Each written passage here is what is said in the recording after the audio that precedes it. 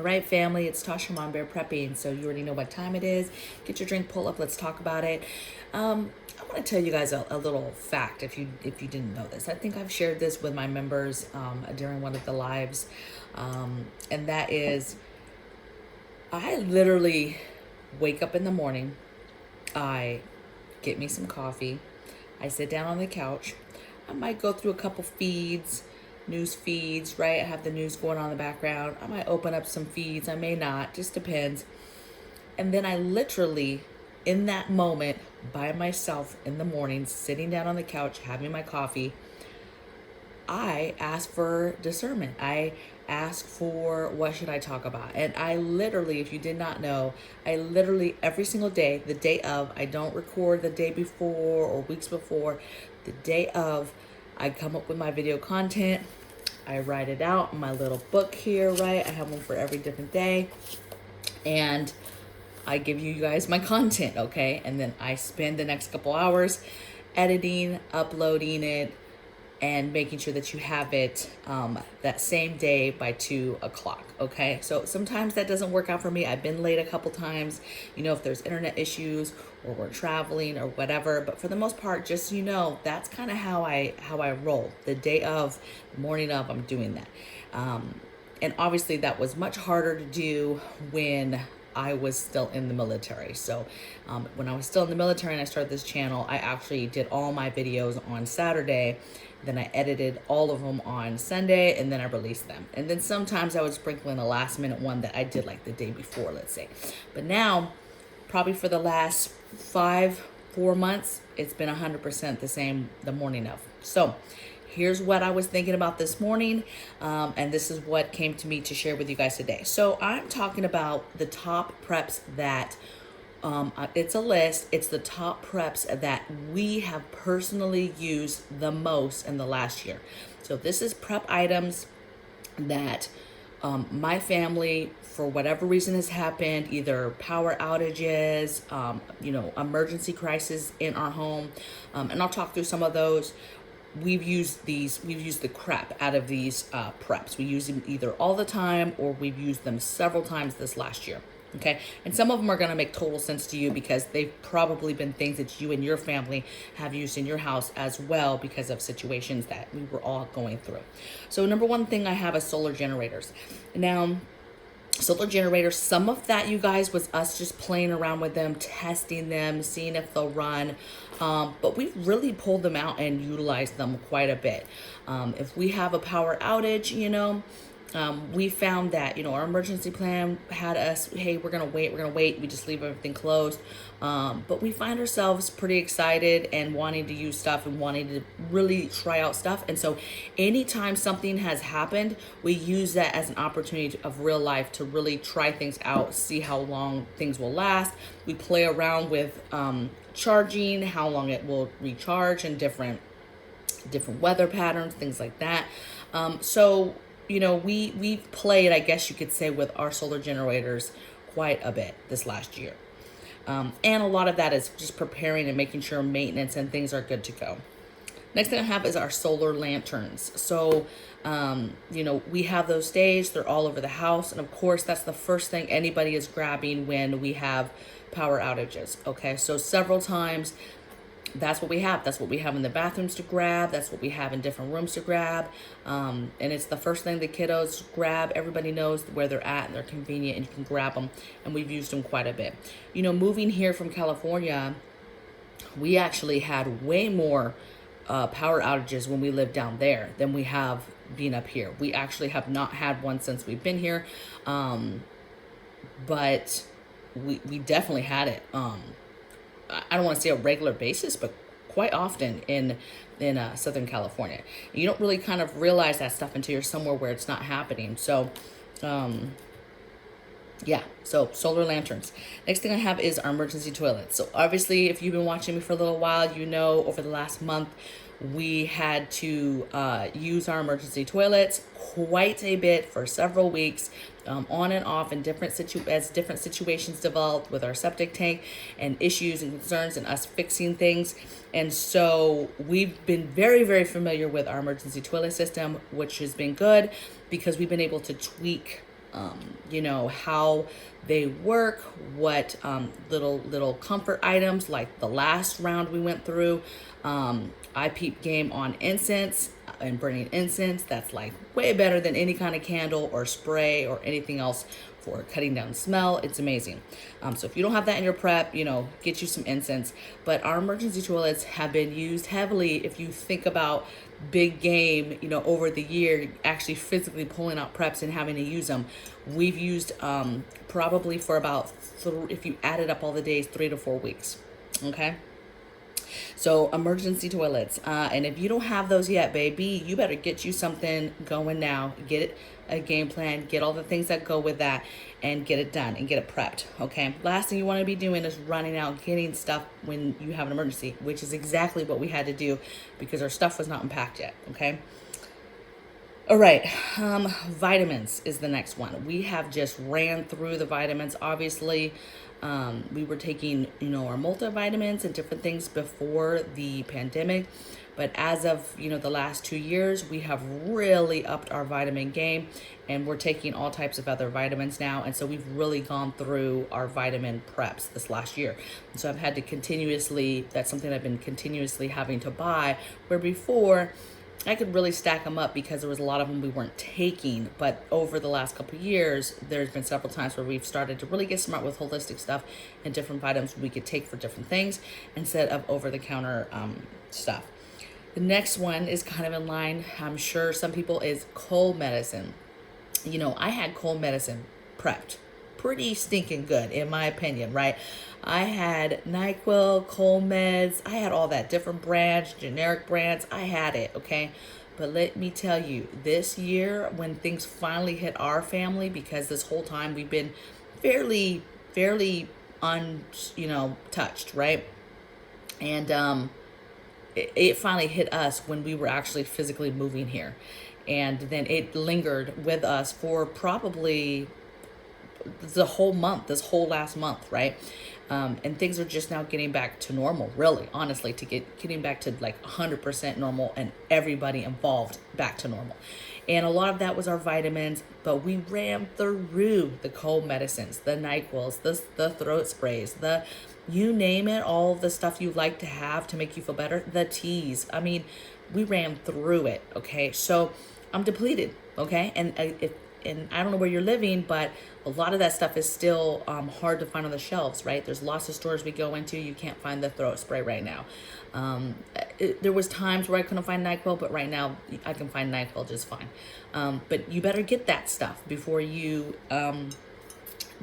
gone and you can't get it, okay? So get stocked up on any kind of meds like that you depleted, you know, during these, you know, rougher times with everybody and their mother being sick.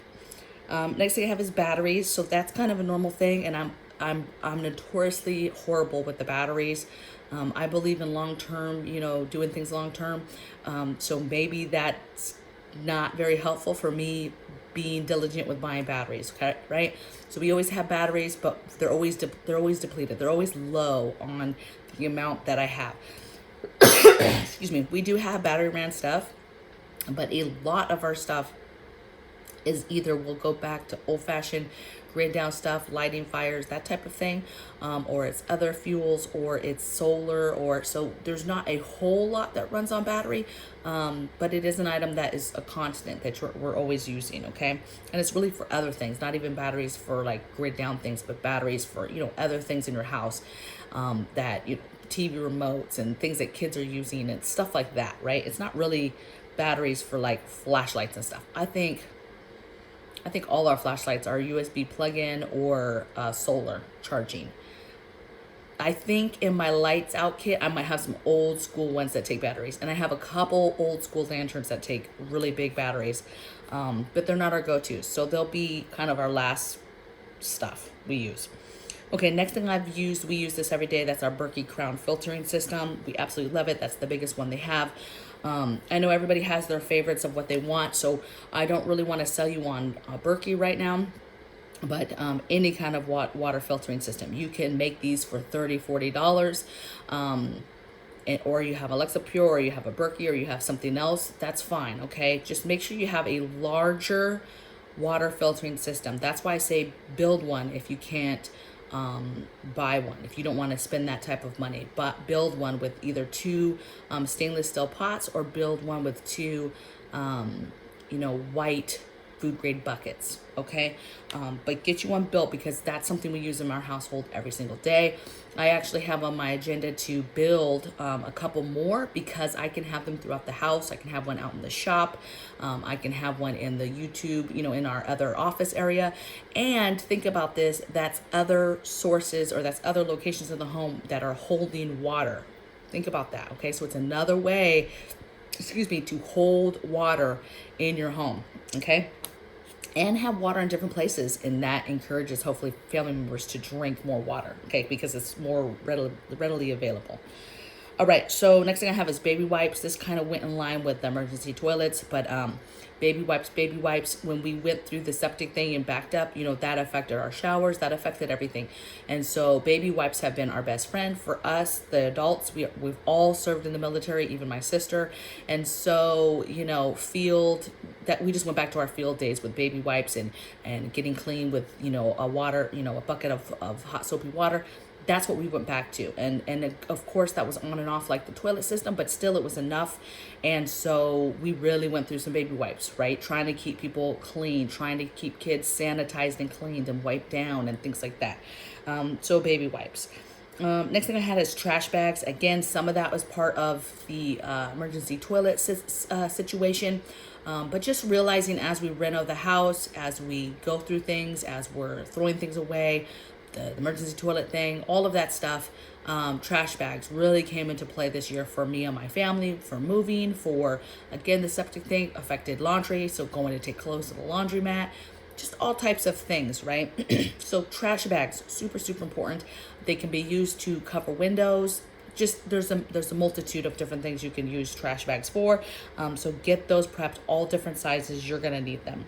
Next thing we've used a lot of this year is matches. So it's no secret, I'm a huge candle person. We burn candles almost daily here, and so we go through matches. Some of that is practicing stuff, right? Practicing lighting off stuff, lighting fires, lighting the fireplace, lighting the fire pit, lighting the barbecue, all these different things that you use matches for. And then some of that has been just really practicing with family and figuring out things to the other preps, getting those preps out and practicing with them.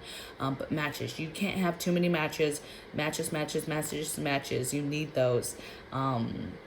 Because even if you're comfortable going back to, the dark days where we're doing campfire eating and things like that and getting warm with fire and things like that, you're not trying to have to start a fire any other way. It's good for you to know how to start a fire all types of other ways, but you need your lighters, you need your matches, okay?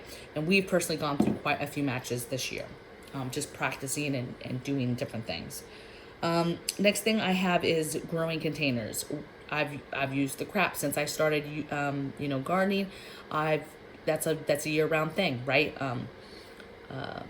You're always growing something. There's always a growing season. And so a prep is gardening stuff, gardening items. And, our gardening containers have been used quite a bit for different stuff. And so that's an item that's on my list. I've used it quite a bit.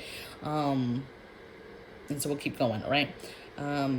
Dehydrator. So used it so much this last year. I mean, since I've been dehydrating over, about a year and a half, besides that, and then the next thing on my list is my pressure canner. Those two things I've just used so much this last year, continuing to do so. If you have one, continue to utilize that. Be concentrating on your soups, be concentrating on stuff with meat, and pressure canning meat and doing soups with meat. And dehydrated fruits and vegetables. I think that's the way to go. If you can, if you have any other way to preserve, fruits and vegetables, do that as well, right? Water bathing, fermenting, whatever it is, do that stuff, okay? Do not let off the gas on your food preservation. But those are two preparedness items that I've used like crazy this year, the dehydrator and the pressure canner, okay? Next thing I have is sanitizer, so that might make sense for a lot of families, right? Never really, to be honest, sanitizer was never really a huge thing in our home before this. I talked about this before in another video. That's not something that I prepped. I had basic cleaning stuff, Lysol, different things like that, bleach cloths, some of the other things that we needed. But I didn't have sanitizer prepped at all. So I was just like the rest of everybody else and their mother, trying to get some, trying to make some, trying to whatever. Okay. So, but we've continued to use that. And so sanitizer, we've used a lot, like most families. The next thing is Lysol. Again, like most families, you know, we kept a couple bottles. We always had Lysol, but obviously now I have it prepped way up. It's a big piece of my pandemic boxes that I've made up. So we have a lot of that in preps for the future, for future use if we need that. And then now it's more of a normal cleaning thing where, you know, there's a more regular, what would you say, a regular chore, if you will, spraying down doorknobs and different places that a lot of us touch. You know, we leave the house and then we're all coming back and touching these dirty items. And so there's more of that regularness in our house now that wasn't really there before. We cleaned and stuff, but I wasn't running around spraying everything with Lysol, where now I actually do that on a regular basis from time to time, right? Not all the time, I'm not crazy, but I do it. And then the last thing I have is canning jars. So obviously that has to do with canning food, water bathing food, pressure canning food, even dehydrating. I put a lot of stuff in jars. I've gotten better with just putting everything in jars. If you put something in jars, it lasts much longer. So I've been keeping jars, putting my seasonings in jars. I mean, you name it, I've been putting a lot of stuff in jars just to make it last a little bit longer. Even if you're not vacuum sealing it, okay? Don't think you have to get fancy, but just putting food in a jar, in a mason jar or a jar, and sealing it tight, that does way more than just leaving stuff oftentimes by itself, okay? It will last longer, and that's without, you know, vacuum sealing it or putting, you know, anything into it, any kind of packets into it, right? So think that through. Jars. And if you're not into canning, just start keeping all your jars. Start keeping your pickle jars, your spaghetti jars, your different jars that stuff comes in, okay? Your green olive jar. You know, I'm trying to think of the jars that I keep, right? Keep those lids. Some of those jars are really nice, you guys. And start keeping stuff in those jars, okay? So those are my items. Those are our top items that we as a family we physically have used these things. And that's not counting all the other preparedness items that we have heavily pulled out this year, really practice. So we do maintenance on stuff regularly. We pull out stuff on a regular basis. You have to pull out your stuff and use it. You have to do it. You can't say, oh, it can't be used, it's for a rainy day.